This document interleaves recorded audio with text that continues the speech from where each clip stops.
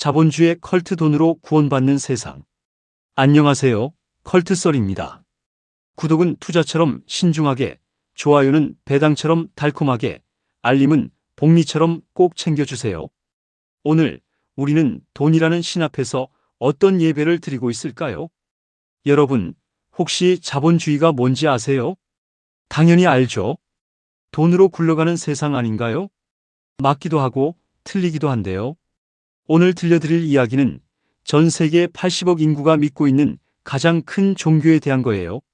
바로 자본주의라는 종교 말이에요. 이 종교의 신은 돈이고 경전은 경제학이며 성지는 월스트리트인데요. 그리고 우리는 모두 이 종교의 신도예요. 지금 이 순간에도 말이죠. 근데 이 종교가 어떻게 시작됐는지, 왜 우리가 매일 아침 주식 시세를 확인하고 부동산 뉴스에 일희일비하는지 아세요? 오늘 이야기는 정말 충격적이에요. 들어보시면 이게 진짜야? 할 거예요. 자, 시작할게요. 마음의 준비 단단히 하세요. 2025년 10월 서울 지하철 2호선 아침 7시 30분 출근 시간이에요. 지하철 안을 한번 둘러보세요. 뭐가 보이나요? 20대 청년부터 50대 중년까지 거의 모든 사람이 핸드폰을 들고 있는데요. 뭘 보고 있을까요? 주식 앱이에요. 부동산 앱이에요. 코인 시세예요. 어제 미국 증시 어떻게 됐지? 삼성전자 또 떨어졌네. 비트코인 오늘은 좀 올랐나? 여러분도 그렇지 않나요? 솔직히 말해보세요. 아침에 눈 뜨자마자 확인하는 게 뭐예요? 저도 그래요. 일어나자마자 핸드폰 집어서 주식부터 봐요. 이게 뭔지 아세요? 기도예요. 현대판 기도. 옛날 사람들이 교회 가서 하나님, 오늘도 평안하게 해주세요. 기도했다면 우리는 침대에 누워서 제발 오늘은 좀 올라라 기도하는 거죠. 점심시간이 되면 구내식당 TV에서 뉴스가 나오는데요. 한국은행, 기준금리 동결 결정. 가계부채 1900조 원 돌파. 청년 체감 실업률 25% 육박. 식당에 앉은 사람들이 한숨을 쉬어요. 금리가 안 떨어지네. 대출 이자 어떡하지? 집값은 또 올랐대. 이 대화 익숙하시죠? 우리는 매일 이런 대화를 하면서 살아가고 있거든요. 돈, 대출, 집값, 주식, 금리, 이게 우리 인생의 전부가 된 것처럼 말이죠. 근데 이게 언제부터 이렇게 된 걸까요? 왜 우리는 이렇게 살게 된 걸까요? 지금부터 그 이야기를 해드릴게요. 정말 긴 여행이 될 건데요. 18세기 영국에서 시작해서 2025년 대한민국까지 자본주의라는 종교가 어떻게 전 세계를 장악했는지 말이에요. 준비되셨어요? 1760년 영국 모든 게 시작된 곳. 때는 18세기 중반 영국이었어요. 제임스 와트라는 사람이 뭔가를 발명했는데요. 바로 증기기관이에요. 그게 뭐 대수야? 라고 생각하실 수 있는데 이게 진짜 엄청난 발명이었거든요. 왜냐하면 그전까지는 모든 일을 사람이나 말이 직접 해야 했는데 증기기관이 생기면서 기계가 대신하게 된 거거든요. 그리고 공장이 생기기 시작했어요.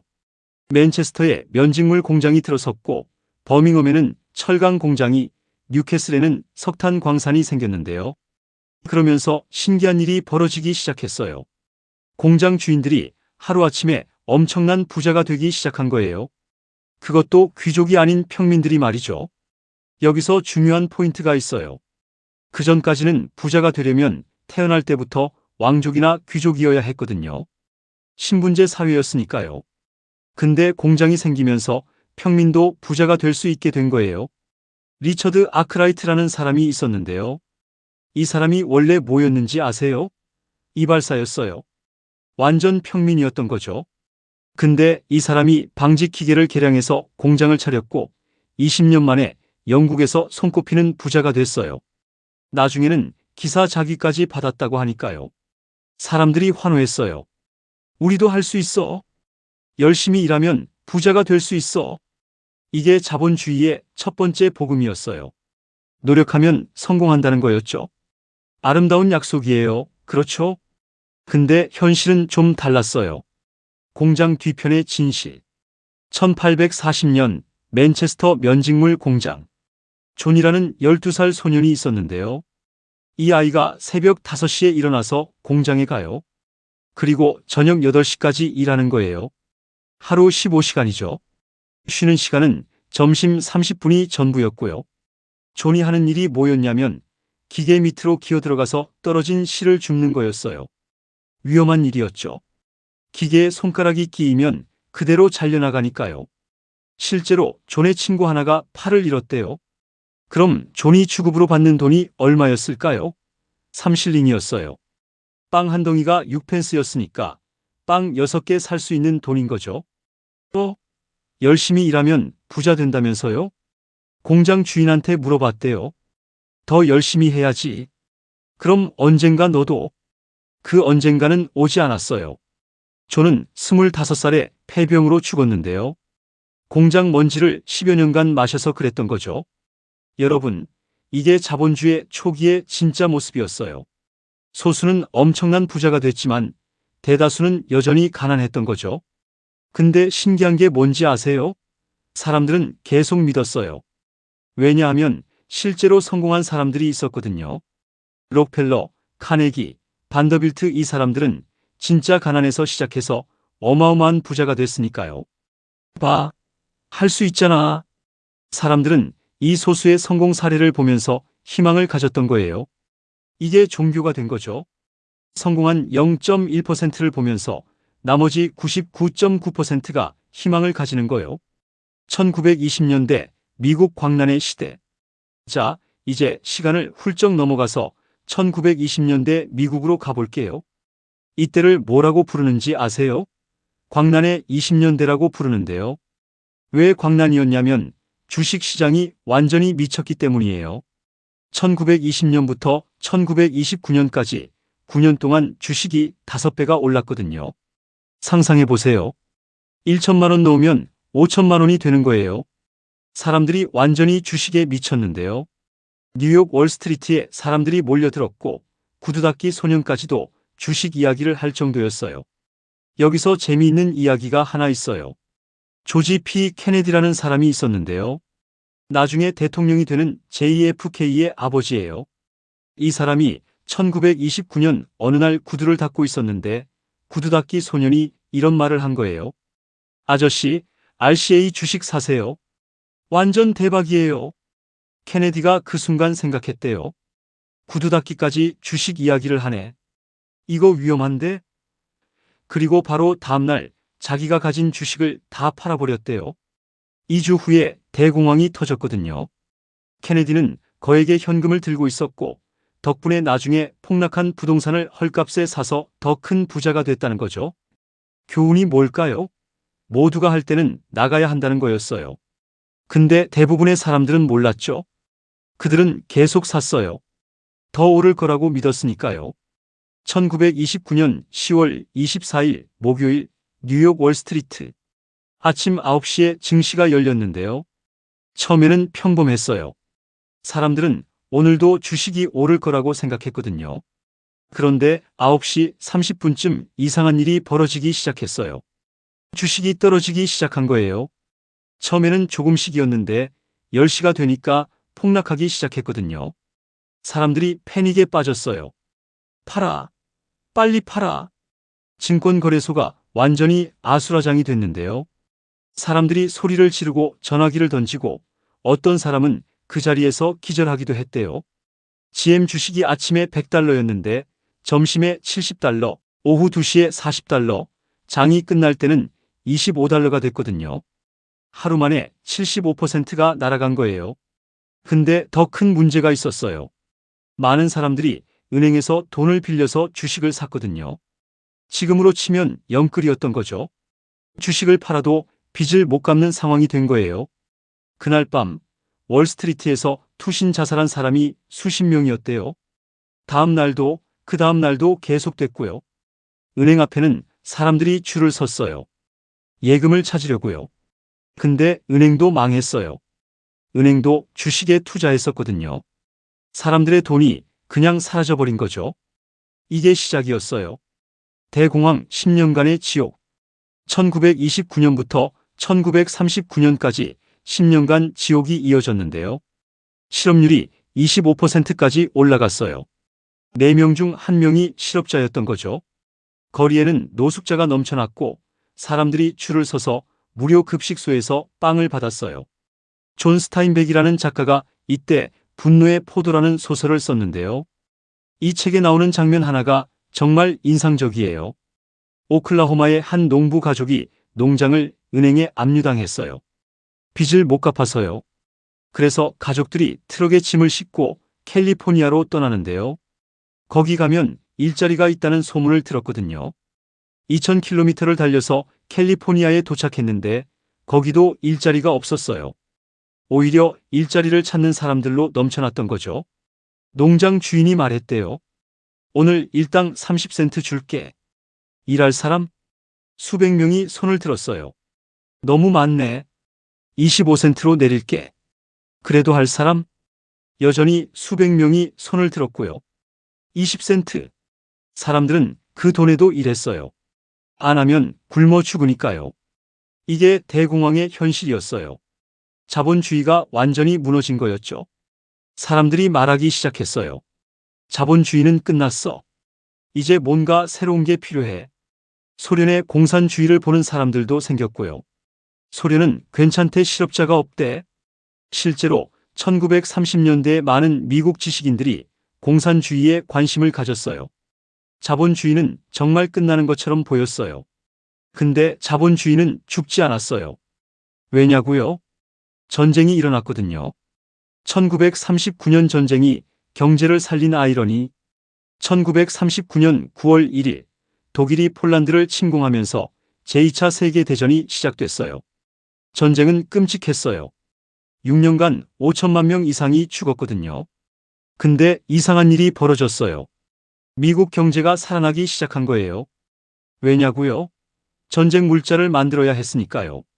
탱크, 비행기, 총, 폭탄, 군복, 군화. 엄청난 양을 생산해야 했던 거죠. 1940년 디트로이트에 한 자동차 공장이 있었는데요. 이 공장이 원래는 자동차를 만들었지만 대공황 때 문을 닫았었거든요. 그런데 1940년에 다시 문을 열었어요. 뭘 만들었는지 아세요? 폭격기요. 하루에 폭격기를 10대씩 만들었대요. 일자리가 생겼어요. 사람들이 다시 돈을 벌기 시작했고요. 1941년 12월 진주만 공습 이후 미국이 전쟁에 참전하면서 더 많은 무기가 필요해졌고 미국 전역의 공장이 불가동됐어요. 실업률이 10%에서 1%로 떨어졌고 사람들의 주머니에 돈이 생겼어요. 경제가 완전히 회복된 거죠. 여러분, 이게 뭔지 아세요? 전쟁이 경제를 살린 거예요. 소름 끼치죠? 사람이 죽어야 경제가 산다니, 폭탄이 떨어져야 공장이 돌아간다니. 이게 자본주의의 가장 어두운 면이었어요. 전쟁이 끝나고 1945년 세계 지도를 보면요. 유럽은 완전히 폐허였어요. 독일, 프랑스, 영국 전부 무너졌고 일본도 원자폭탄 2방 맞고 항복했죠. 소련도 엄청난 피해를 입었는데 2천만 명이 죽었거든요. 근데 미국은요? 멀쩡했어요. 미국 본토는 공격을 한 번도 안 받았으니까요. 오히려 엄청나게 부자가 됐어요. 전 세계가 미국한테 빚을 졌고 미국이 전 세계 경제의 절반을 차지하게 됐던 거죠. 미국이 전 세계에 말했어요. 우리 방식을 따라와 자본주의가 답이야. 그렇게 자본주의는 전 세계의 종교가 됐어요. 1980년대 일본 거품의 시대. 자, 이제 아시아로 넘어가 볼게요. 1980년대 일본이 얼마나 대단했는지 아세요? 재팬 애즈 넘버원이라는 책이 나올 정도였거든요. 일본이 곧 세계 1등이 될 거라는 얘기였죠. 실제로 그럴 것 같았어요. 도쿄 부동산 가격이 미국 전체 부동산 가격보다 비쌌대요. 말이 돼요? 도쿄 하나가 미국 전체보다 비쌌다고요? 일본 회사들이 미국 회사를 마구 사들였어요. 1989년에 소니가 컬럼비아 픽처스를 샀는데 할리우드 영화사를 일본 회사가 산 거였죠. 미쓰비시는 뉴욕 록펠러 센터를 샀고요. 미국의 상징 같은 건물을 말이에요. 미국 사람들이 두려워했어요. 일본이 미국을 먹어치우고 있어. 도쿄에서 1985년에 30평짜리 아파트가 1억엔이었는데 5년 후인 1990년에는 5억엔이 됐대요. 5배가 오른 거죠. 사람들은 은행에서 아파트를 담보로 돈을 빌려서 주식을 샀어요. 주식도 계속 오르고 있었으니까요. 일본 전체가 그랬어요. 근데 이게 말이 돼요? 아파트가 5년 만에 5배가 오른다고요? 사람들 월급이 5배가 올랐나요? 아니잖아요. 이건 거품이었어요. 그리고 1991년 거품이 터졌어요. 1991년 1월부터 도쿄 증시가 폭락하기 시작했는데요. 처음에는 사람들이 곧 회복될 거야라고 생각했어요. 근데 계속 떨어졌거든요.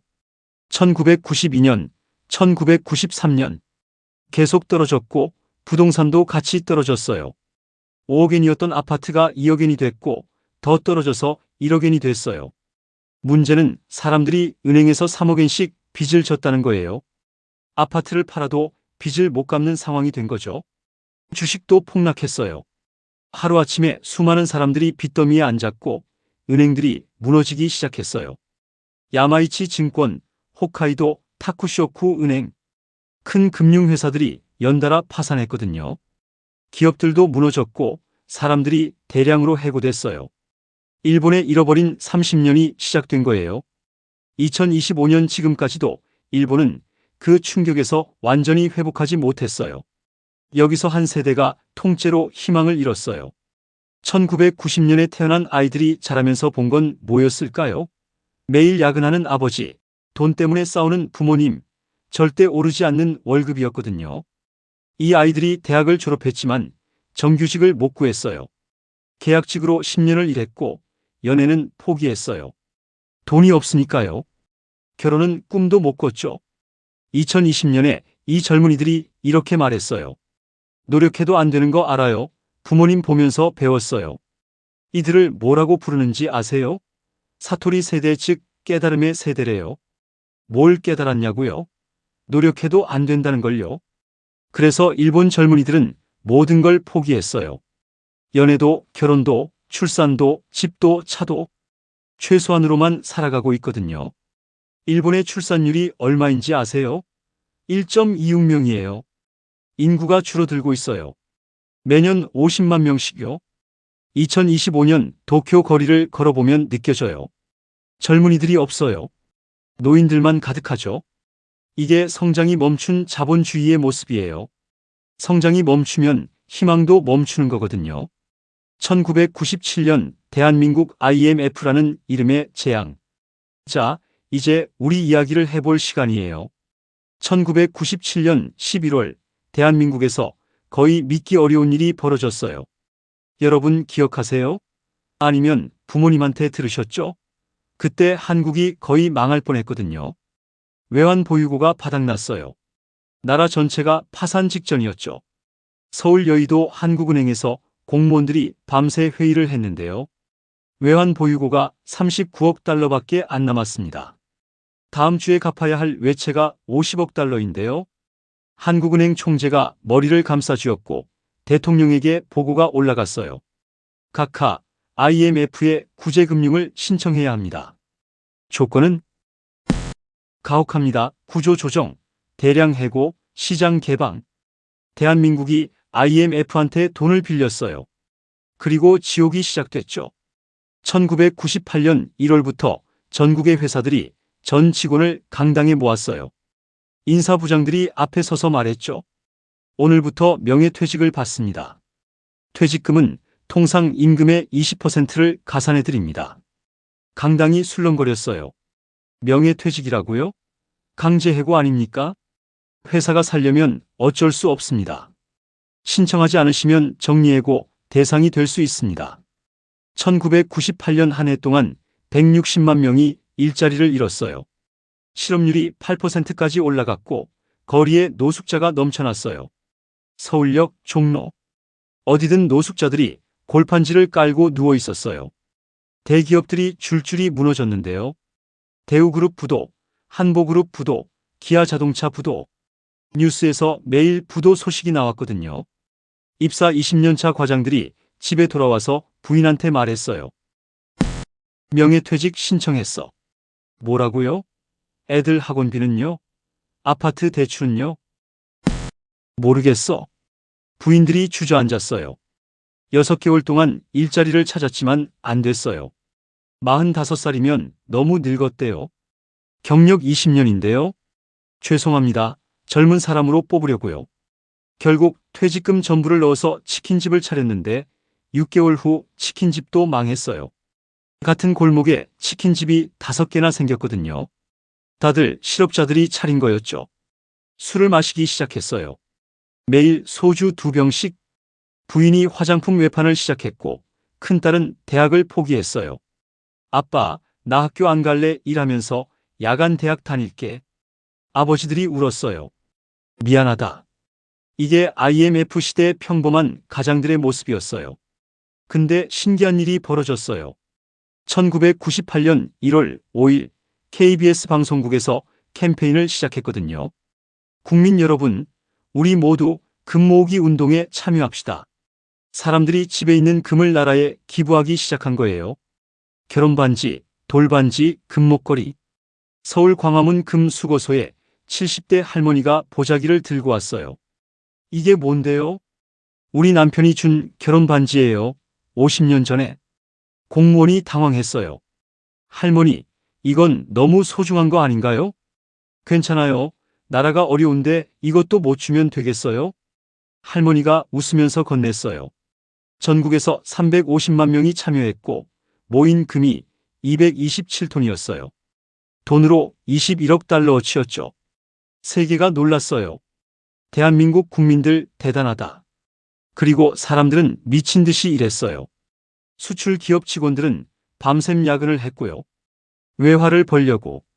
우리가 살아야 나라가 산다. 2001년 8월 23일 한국이 IMF 빚을 다 갚았어요.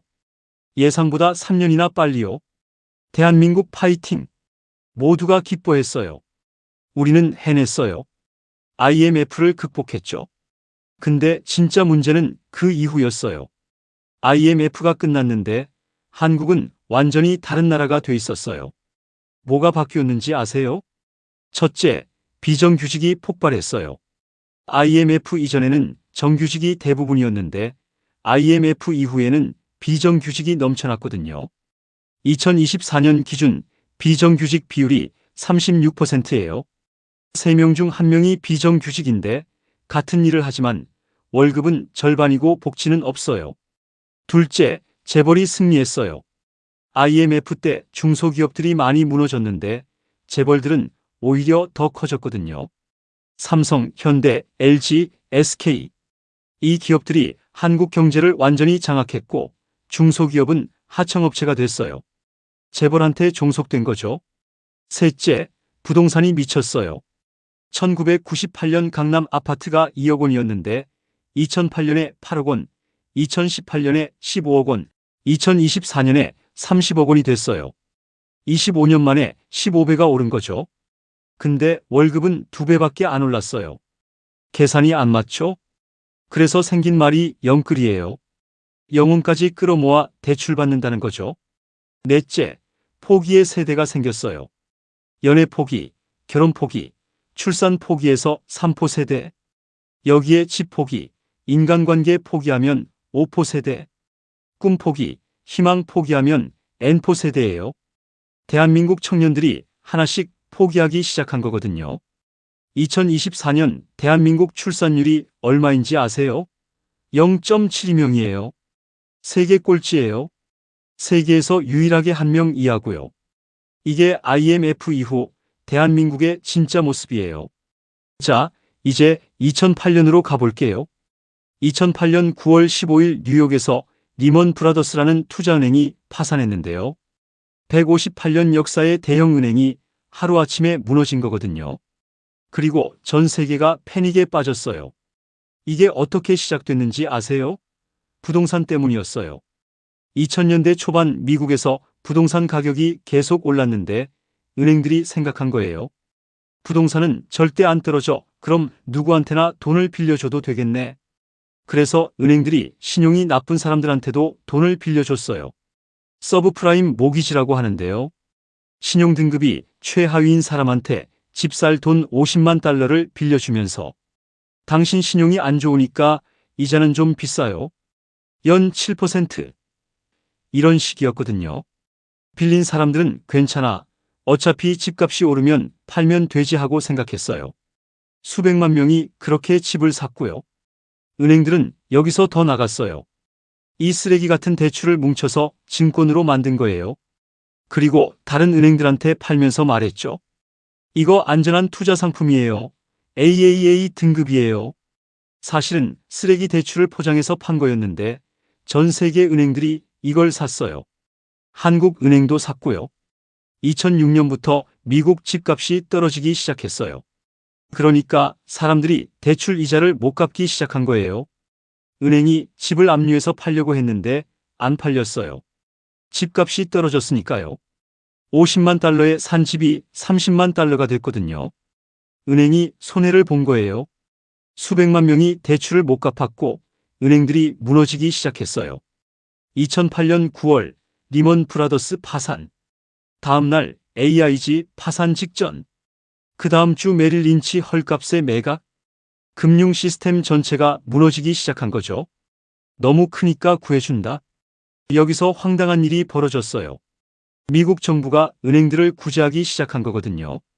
7천억 달러를 쏟아부었어요. 세금으로요. 일반인들은요. 집을 잃었어요. 일자리를 잃었어요. 근데 정부는 일반인을 구제 안 했어요. 대신 은행을 구제했죠. 왜냐고요? 은행이 너무 커서 망하게 할 수 없다.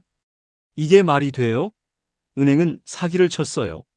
쓰레기 대출을 안전한 상품이라고 속여 팔았거든요. 근데 은행은 구제해주고 속은 사람들은 버려뒀어요. 더 황당한 건 그 은행 CEO들이 보너스를 받았다는 거예요. 회사가 망할 뻔했는데 보너스를 받았다고요. 사람들이 분노했어요. 2011년 뉴욕 월스트리트에서 시위가 벌어졌는데요. 월스트리트를 점령하라. 우리는 99%다. 1%가 모든 걸 가져간다. 근데 바뀐 게 있나요? 없어요. 2025년 지금 상황은 더 나빠졌어요. 2020년 코로나와 부의 대이동. 2020년 1월 코로나 바이러스가 터졌어요. 전 세계가 록다운됐고 경제가 멈췄어요. 서울 홍대 앞 카페들이 영업 금지 명령을 받았는데요. 2주만 참으세요. 2주가 2개월이 됐어요. 2개월이 6개월이 됐고요. 전국의 자영업자들이 무너졌어요. 음식점, 카페, 헬스장, 노래방. 정부가 지원금을 줬어요. 100만 원씩. 근데 월세가 200만 원인데 100만 원으로 뭘 하겠어요? 2020년 한 해 동안 80만 개의 자영업체가 문을 닫았어요. 근데 또 이상한 일이 벌어졌어요. 주식이 폭등하기 시작한 거거든요. 2020년 3월 코스피 1500이었는데 2021년 1월에는 코스피 3200이었어요. 1년 만에 2배가 오른 거죠.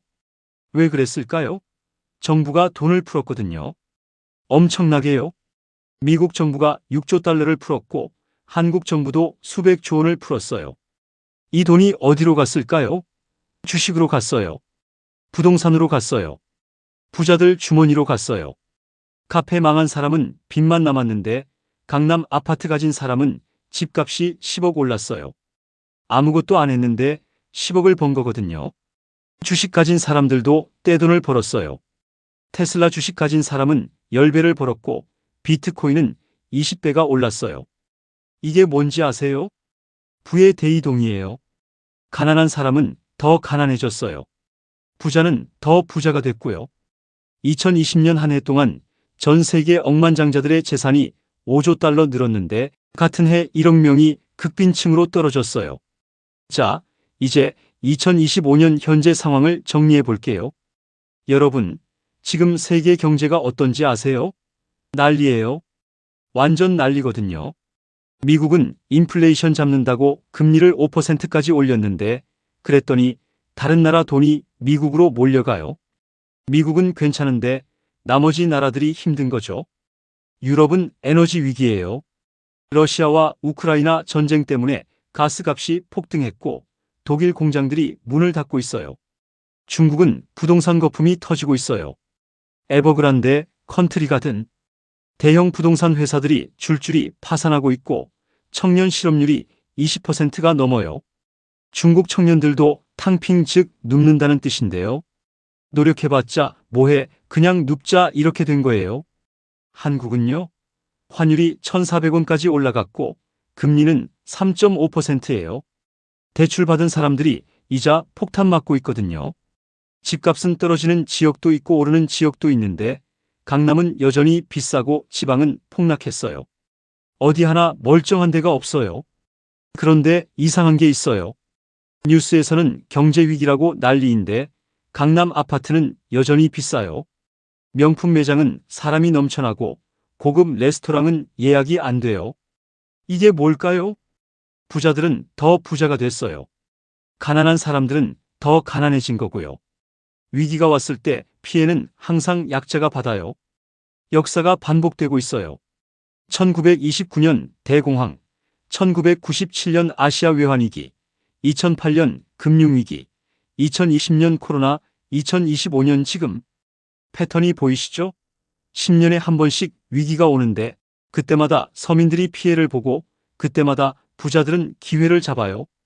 주식과 코인 절망의 마지막 희망. 요즘 젊은 사람들이 뭐 하는지 아세요?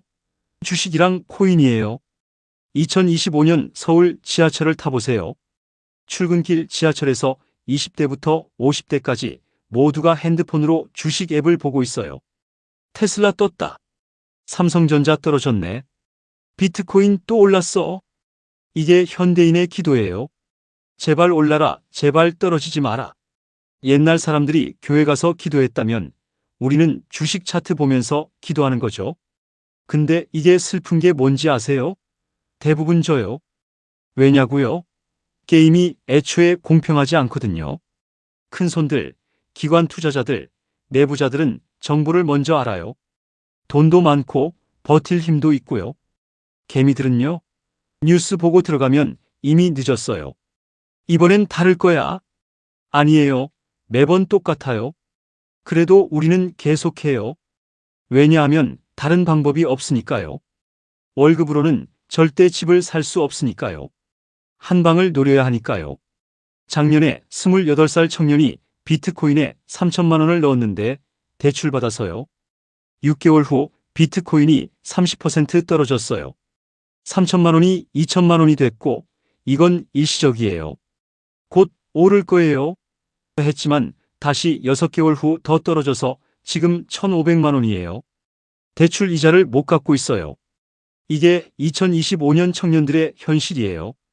도박이라도 해야 하는 거거든요. 하지만 대부분은 집니다. 왜냐하면 이 게임은 애초에 공평하게 설계되지 않았거든요. 주식시장이나 부동산 시장, 코인 시장 모두 마치 누구에게나 열려 있는 것처럼 보이지만 실제로는 정보와 자본을 가진 사람들의 놀이터예요. 뉴스에 나오는 그 사람들, 시가총액 1조 원 운운하며 웃고 있는 사람들은 우리 같은 서민의 돈으로 성을 쌓은 사람들이죠. 그들은 위기를 기회라 부르고 서민은 기회를 위기로 만들며 산다. 2025년의 한국도 다르지 않아요. 회사에서는 성과급이라는 이름으로 경쟁을 부추기고 은행에서는 금리 인상이라는 이름으로 생존을 위협하죠. 젊은 세대들은 말해요. 주식은 안 하면 뒤처지고 부동산은 안 사면 인생 끝이에요. 그래서 모두 빚을 내요.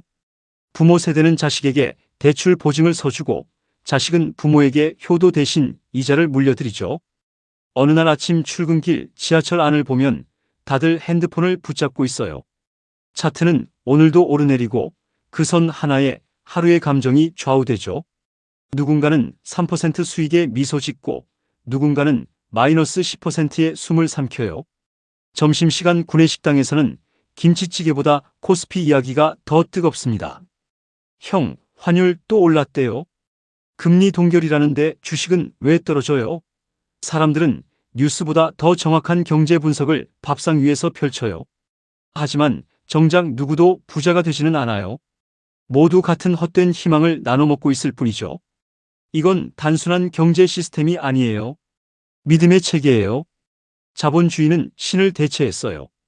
돈이 곧 신이 된 거죠. 아침마다 계좌를 확인하는 건 예배고 배당금은 축복이에요. 주말에 백화점에 가서 명품을 구경하는 건 성지 순례고 연봉 협상은 고해성사예요. 돈이 모든 걸 결정하고 인간은 돈 앞에서 죄책감과 욕망을 동시에 느끼죠. 한국 사회는 이제 완벽한 자본 신정 국가가 되었어요. 정치는 경제에 복종하고 언론은 광고주에 충성하죠. 기자가 재벌을 비판하려 하면 광고가 끊기고 국회의원은 기업의 로비에 무릎 꿇어요. 그들은 자본의 사제들이고 우리는 그 밑에서 구원받기를 기다리는 신도들입니다. 하지만 이 종교의 가장 큰 문제는 신이 너무 냉정하다는 거예요. 돈은 기도한다고 들어주지 않아요. 정직하게 일한 자보다 제도를 잘 아는 자를 축복하죠. 땀 흘린 노동보다 클릭 한 번으로 이익을 낸 투자가 더 신성하게 여겨지는 세상. 그게 지금 우리가 사는 자본주의의 현실이에요. 한편에서는 성장이라는 이름으로 인간의 시간을 삼키고 있어요. 회사는 효율을 외치며 사람을 줄이고 남은 직원에게 세 사람의 일을 맡겨요. 누군가는 과로로 쓰러지고 누군가는 그 자리를 대신하기 위해 주말에도 노트북을 켜죠. 월급날이 되어도 통장에는 이자와 세금이 먼저 빠져나가요. 남은 건 버티기 위한 최소한의 생존비. 그런데도 우리는 스스로를 위로하죠. 그래도 일할 수 있어서 다행이야. 자본주의는 희망을 파는 종교이기도 합니다. 사람들에게 다음엔 너 차례야라고 속삭이죠. 이번 주 로또 1등, 다음 주 코인 대박, 그 다음 달엔 부동산 급등. 늘 담이 있으니 포기하지 말라고, 믿음을 잃지 말라고. 하지만 대부분의 사람들은 다음을 기다리다 인생을 다 써버려요. 성공한 소수의 이야기는 성경의 기적처럼 회자되고 나머지 사람들은 그 기적의 관중이 되죠. 회사에서도 마찬가지예요. 한때는 정년 보장이 신의 축복이었는데 이제는 정규직이라는 단어가 이미 사라졌어요. 계약직, 프리랜서, 파견직 모두 같은 일을 하지만 이름만 다릅니다. 이름이 다르다는 건 책임도 다르다는 뜻이죠. 잘리기 쉬운 이름, 잊히기 쉬운 이름. 그래도 사람들은 묵묵히 일해요. 그래야 내일 밥을 먹을 수 있으니까요. 그러다 문득 거울을 봅니다. 초라한 얼굴, 퀭한 눈. 그런데도 우리는 자신을 다그치죠. 조금만 더 벌면 괜찮아질 거야. 그 조금만이 평생을 데려가요. 월급은 늘지 않는데 물가는 오르고 아이 학원비는 더 비싸지고 집값은 하늘을 찌르죠.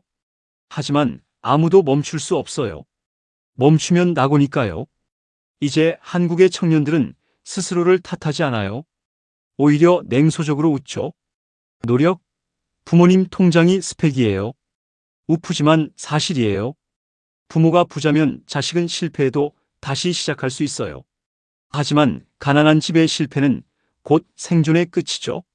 그래서 젊은 세대는 점점 도전을 하지 않아요. 대신 안정을 찾아요. 공무원, 공기업, 교사. 다들 같은 꿈을 꿔요.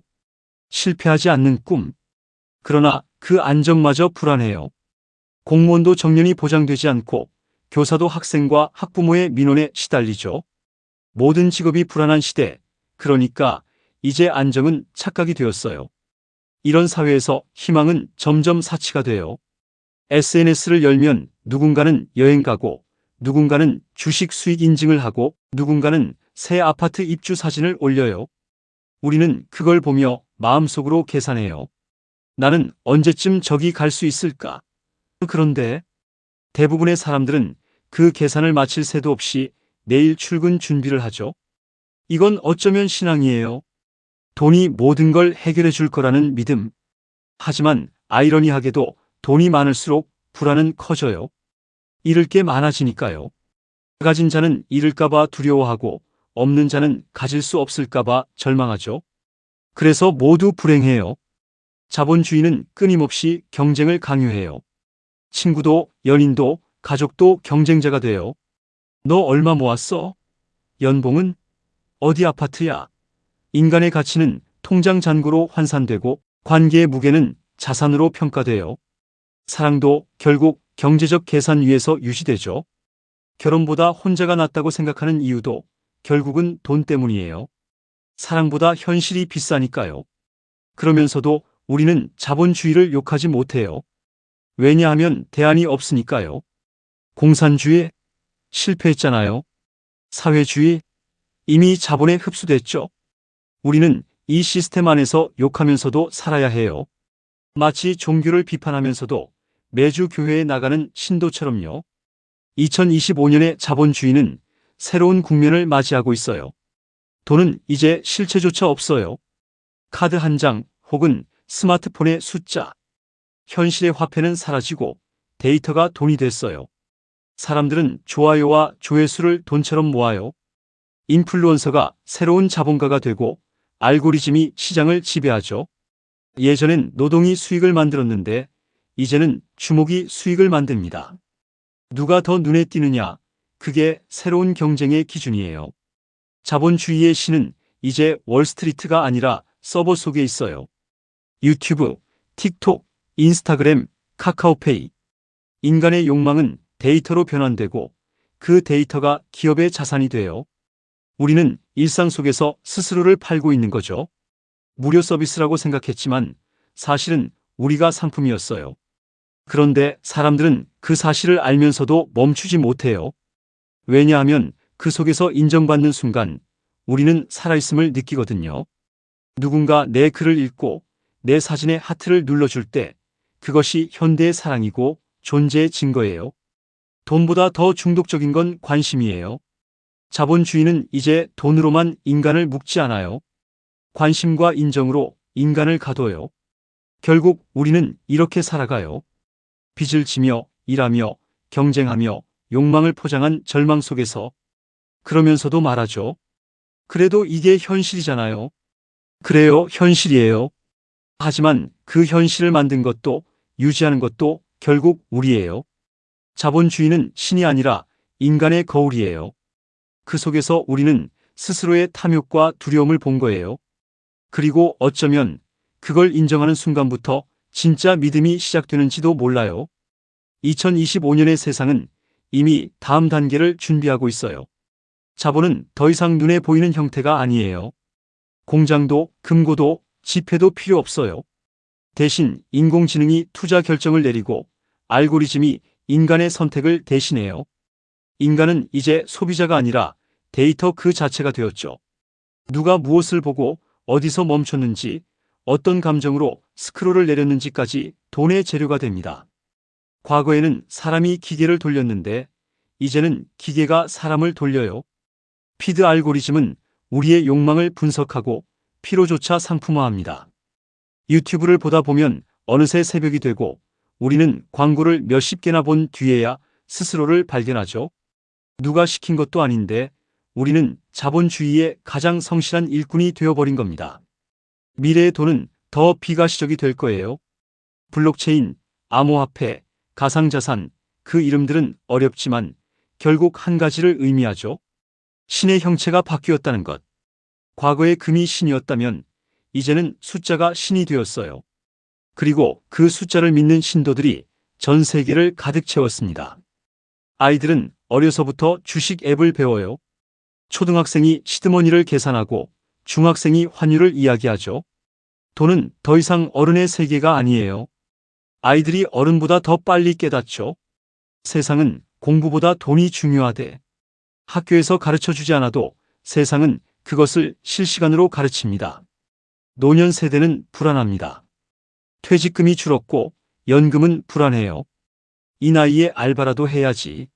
마트 계산대, 경비실, 배달 오토바이에 실린 노인들의 손은 여전히 떨립니다.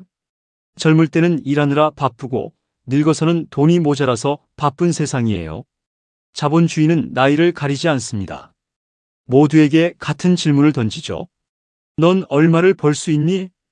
기업은 인간을 효율로 계산하고 효율은 곧 가치가 됩니다. 인간의 감정은 비효율로 취급돼요. 슬퍼도 화나도 그건 매출에 도움이 안 되니까요. 대신 마음 케어 산업이 생겨났어요.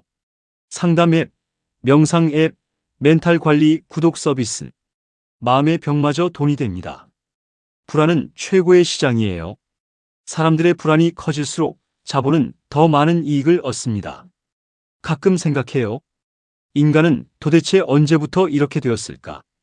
언제부터 웃음에도 가격표를 붙이기 시작했을까? SNS에 올릴 미소 한 장, 그 뒤에는 광고 수익과 조회수가 숨어 있죠. 감정조차 자본의 포장지로 감싸진 시대. 순수한 기쁨은 사라졌어요. 웃는 이유가 아니라 웃어야 하는 이유만 남았거든요. 그래도 여전히 우리는 희망을 찾습니다. 어떤 사람은 작은 가게를 열고, 누군가는 글을 쓰고, 누군가는 노래를 부르죠. 그것들은 돈이 되지 않아도 우리를 살아있게 만들어요. 자본주의가 인간의 영혼을 다 삼켜버린 건 아니에요. 아직 남아있어요. 다만 너무 작아서, 너무 조용해서 잘 보이지 않을 뿐이죠. 한국의 거리엔 여전히 불빛이 많아요.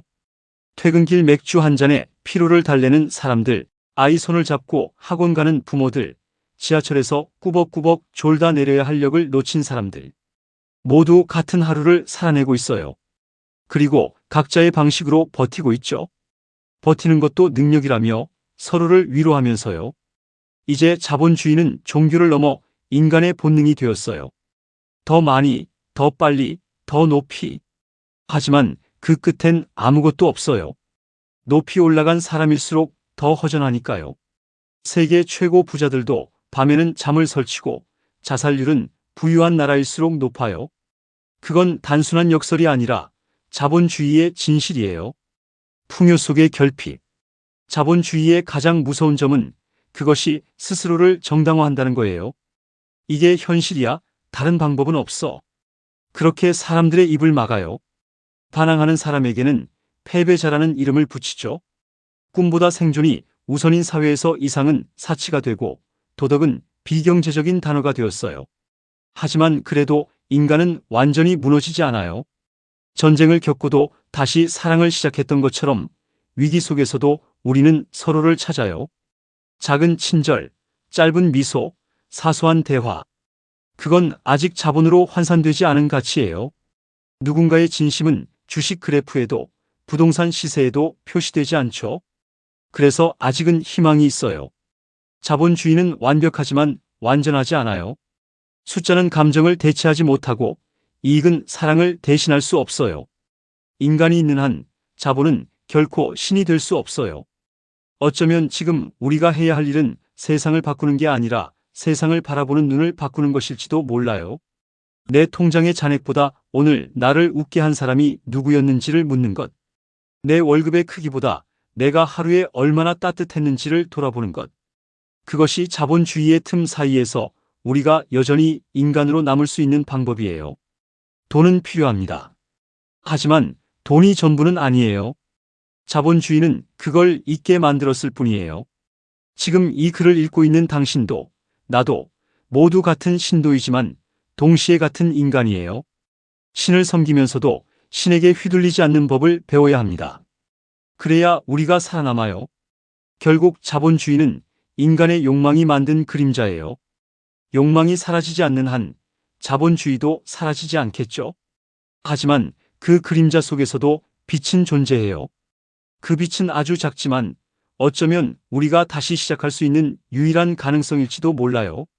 그리고 언젠가 먼 훗날 누군가 역사를 기록할 때 이렇게 말할지도 몰라요. 21세기 인류는 돈으로 신을 만들었지만 동시에 그 신에게 인간성을 빼앗기지 않으려 싸운 세대였다고. 그 싸움은 지금도 계속되고 있어요. 우린 여전히 자본주의라는 신의 신도입니다. 하지만 언젠가는 그 신을 향해 이렇게 말할 수 있겠죠. 너는 내 삶의 전부가 아니다. 그날이 오면 인간은 다시 인간이 될 거예요. 돈이 아닌 마음으로, 숫자가 아닌 이름으로, 거래가 아닌 관계로. 자본주의의 시대는 끝나지 않았지만 인간의 시대는 여전히 가능하니까요. 시청자 여러분은 자본주의의 틈에서 어떤 희망을 보셨나요? 한 줄로 남겨주세요. 영상이 도움이 되셨다면 구독과 좋아요, 알림 설정 부탁드립니다. 컬트썰이었습니다.